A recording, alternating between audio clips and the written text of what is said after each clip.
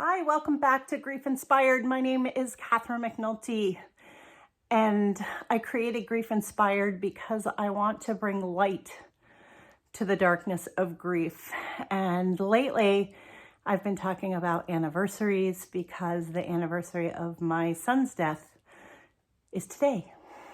And I thought this was a good idea, so I'm not sure if it is a good idea, but I've decided to let you in. I'm here in my room and I am going to show you what I do on the anniversary of my son's birth and on his death, which they were only 6 weeks apart. So I try to celebrate his birthday more because I want to remember all of the good things that he brought into my life. But it's also still sad. And so I'm going to try not to cry. But it's hard. So give me just a second. I'm going to pull a couple of things out of my dresser over here, which I do only on his anniversary. So give me just a second. So I have a box that I got from the hospital. I have a couple baby books. And I have an anniversary candle. So, yeah. So this is the box that I got. And actually it should be nicely, neatly wrapped. But life isn't a present. Life is not nice and neatly wrapped, is it? But this is a beautiful box that I got from the hospital when I left. And I thought this was going to be easier than it actually is. Yeah. Because when I look at here, it brings it all back. It really, really does. Here's my boy. Let me see if I can pull that up so you can see. This is my Jackson Robert. And so I have things here that I always pull out and think about. This was a plaque that I got. These are his actual footprints, so you can see how they are in relation to my thumb. So they made this on the day he passed away, actually. So this was as big as he got. This is the biggest that he was. This is what he was wearing. And it's preemie, and even the preemie stuff he was swimming in. But we like monkeys. These little diapers. You can see, like, do they even make diapers this small? I had never even seen a diaper like this, but it is seriously just like a regular. These are Pampers. And it's what we had in the hospital. We had, I have his little, this is like, seriously, this was around his foot. And it's just his little identification tag, right? So it said McNulty, Jackson Robert. It said his date of birth. So I keep that. I do have a locket of his hair as well. I have a couple other little tiny outfits, and you know, they had to be buttoned because in the NICU, when you're in the NICU, they have to be able to button and unbutton things very quickly because there's usually tubes and wires and all kinds of things to keep them alive. And so that's really important. Let's see, what else? Here's a little hat. There's a bunch of different little hats that we had with little outfits. For a while when he was really, really small, this was a hat that you could actually, he would pull it down over his eyes. Or we would pull it down over his eyes to protect him from the light. Because preemie babies do not like light. So let me tell you what happened. So I went into premature labor, and they couldn't stop it.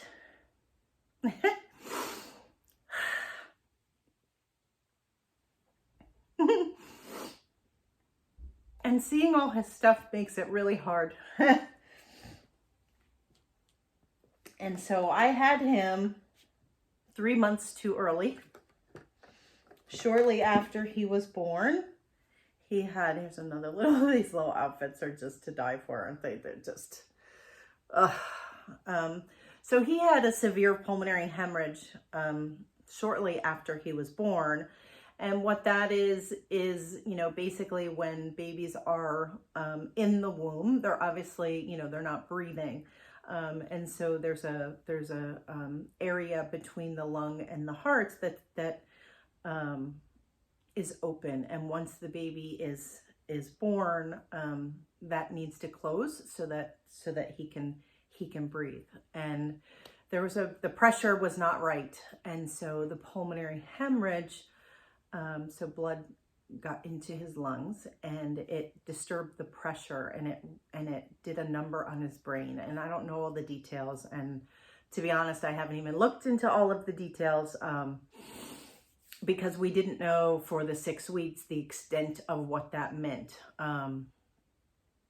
But he was born at a local hospital, and then he had to be transported.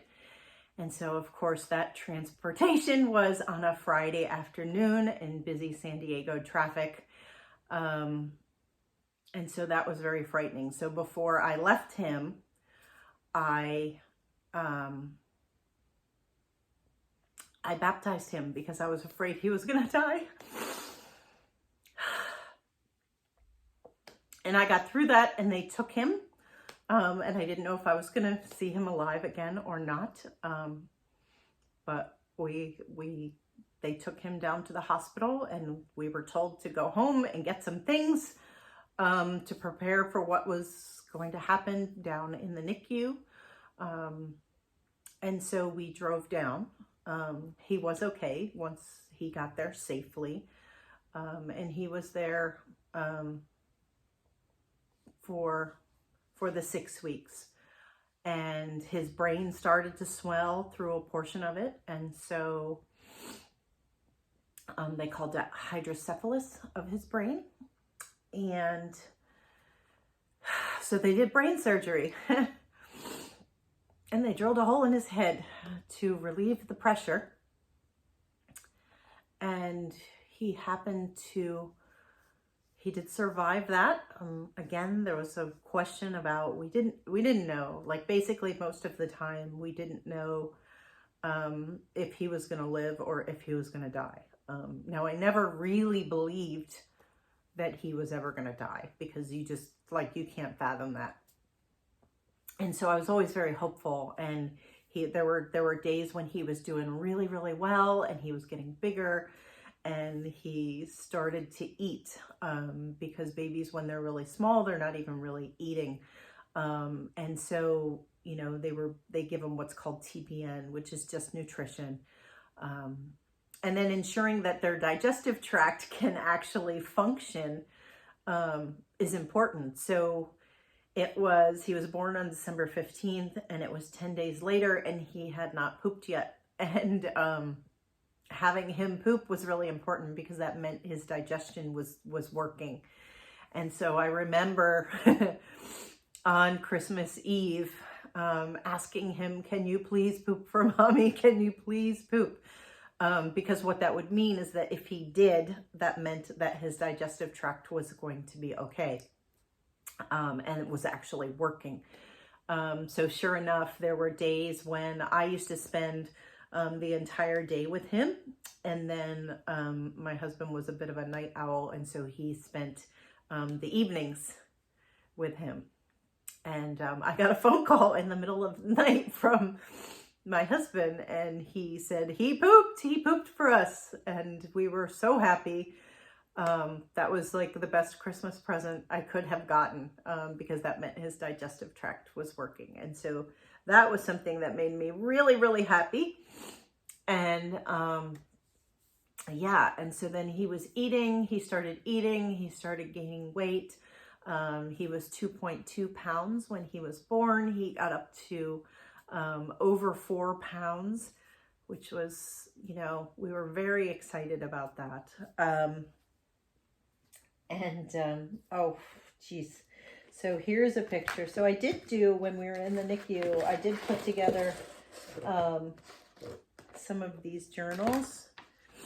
So this picture, oh my goodness. So this picture was the day, you can see that.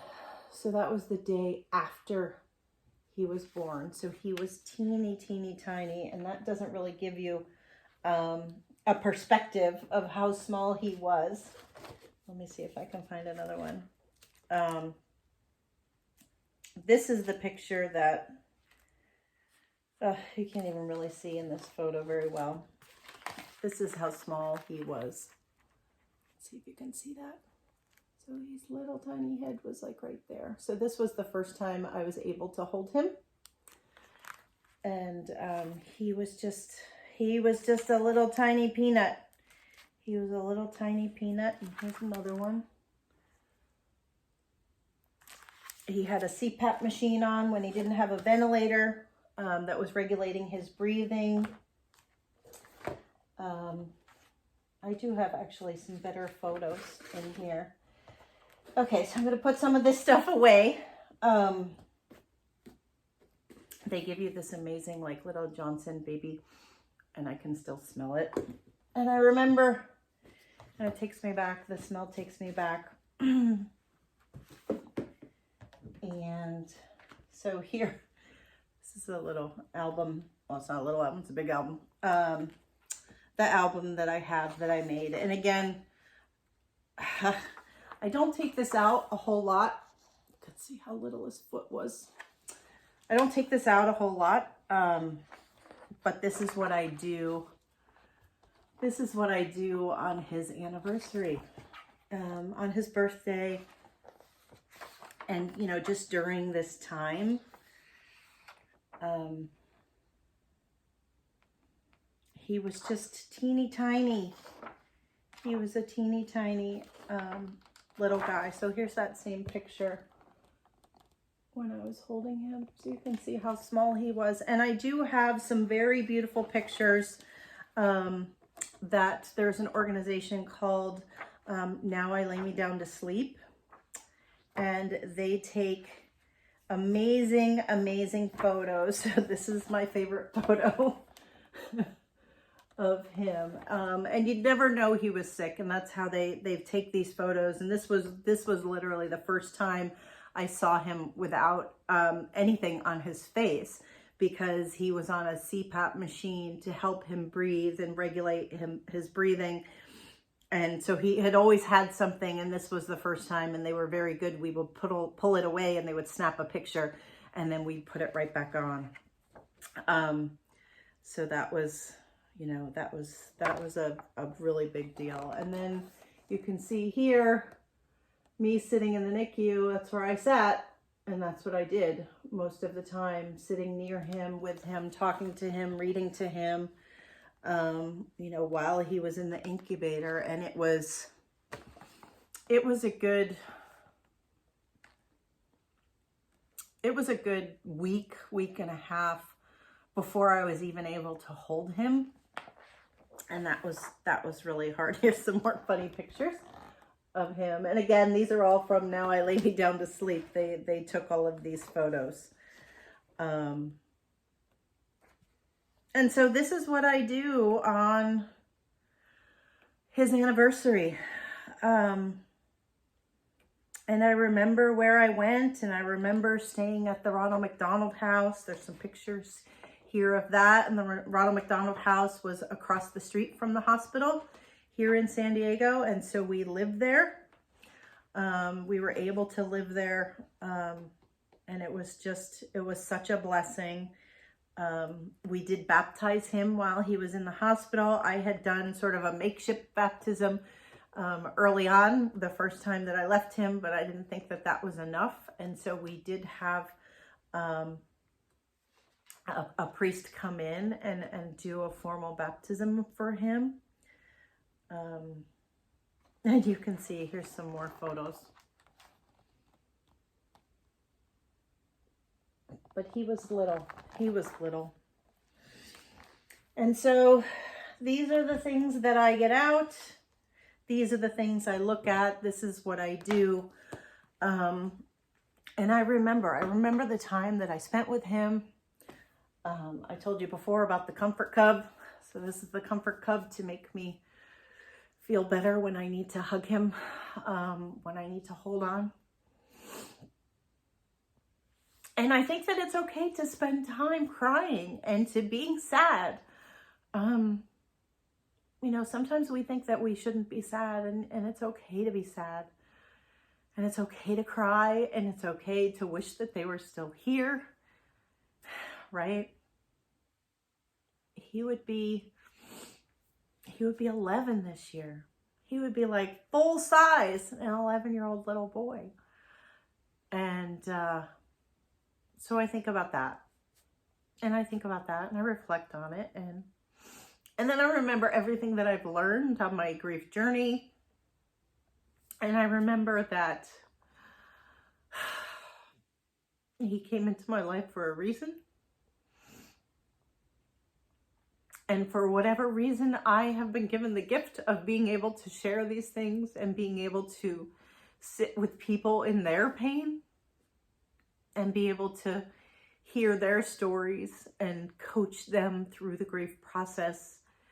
And hopefully that this is all helping you too, because that to me, it makes Jackson's life and his death so meaningful. He brought so much to me. And I guess I'll just show you one more thing that I forgot about. And that is that I do have him with me here. So this is his urn. And so his ashes are in here. And it says 12/15/10 to 1/26/11.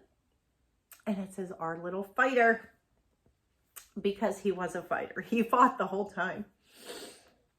And so that's a bit of my story. That's a bit of what we went through. Yeah. It was touch and go the whole time. And then when we knew that he wasn't going to survive, there was an incident that happened where he was hooked up to all kinds of different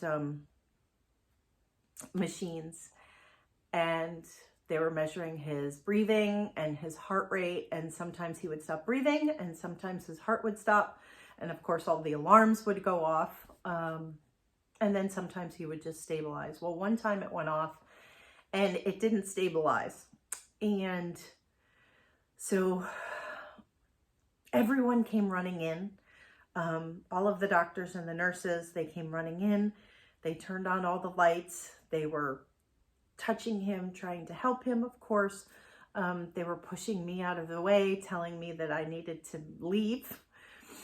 And this was counter to everything that the NICU nurses had been telling me for the entire time I had been there, which was preemie babies want it to be dark. They still want to be in the womb, right? So they want it to be dark. They want to be warm. They want it to be quiet. They don't want a lot of people touching them. And in this moment, all of that was happening. And they revived him, but I was preparing for him to die in that moment. And he very well could have.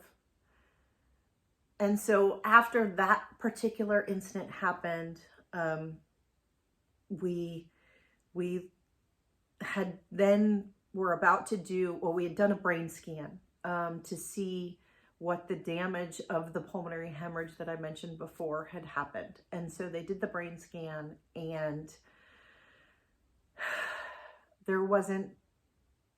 his brain was just not good. And so they took us into a back room and they showed us on a, one of those light up boards. They showed us a picture of a normal baby's brain, and then they showed us a picture of our son's brain. And I knew at that moment that he was not going to live. And after we had that incident that happened, where he did almost die, I decided that that's not how I wanted him to die. That's not how I wanted him to go. That if he was indeed going to die, like the doctors were telling us, that it made sense for him to transition in a way that was comfortable. And so we made the decision to remove his life support. And so we did it in the evening when there wasn't a lot of activity in the hospital, when things are sort of quieted down. It was dark. We had the lights dim. I had these little candles, which no longer light, but they did back then, because you can't have real candles, obviously. We were playing specific soft music to kind of comfort us, comfort him. And we removed his life support, and we took turns holding him, and we were just with him. And it was a little bit sad, but something happened, because I was dreading the whole thing. But something happened, and whether you call it God or spirit or whatever, something came over, and I was holding him, and it took about 6 hours for him to transition. So we were just holding him and loving on him and being with him for that time. And the craziest thing is that there were no tears during that time. It was just peaceful. And it was as if God was somehow lifting us up and taking care of me, getting me through the moment. And so his transition was beautiful and peaceful, with song, beautiful song, and this overwhelming sense of comfort and peace and joy. And I didn't start crying until after, until I got physically out of the hospital. But eventually the doctors would come and they would check, and eventually he, they said, okay, he's gone. And I had the best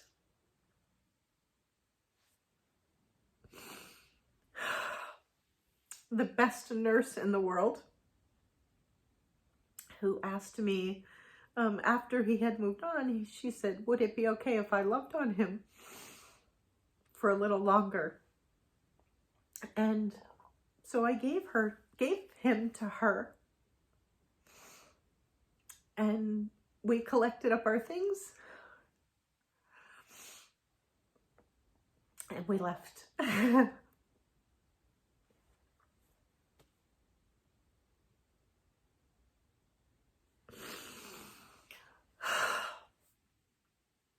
So it is okay to cry. There is nothing wrong with crying. It is okay to feel. It is okay to hurt.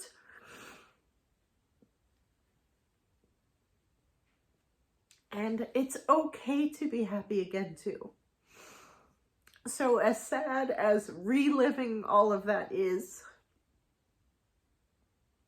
I am so happy and so grateful to have had him.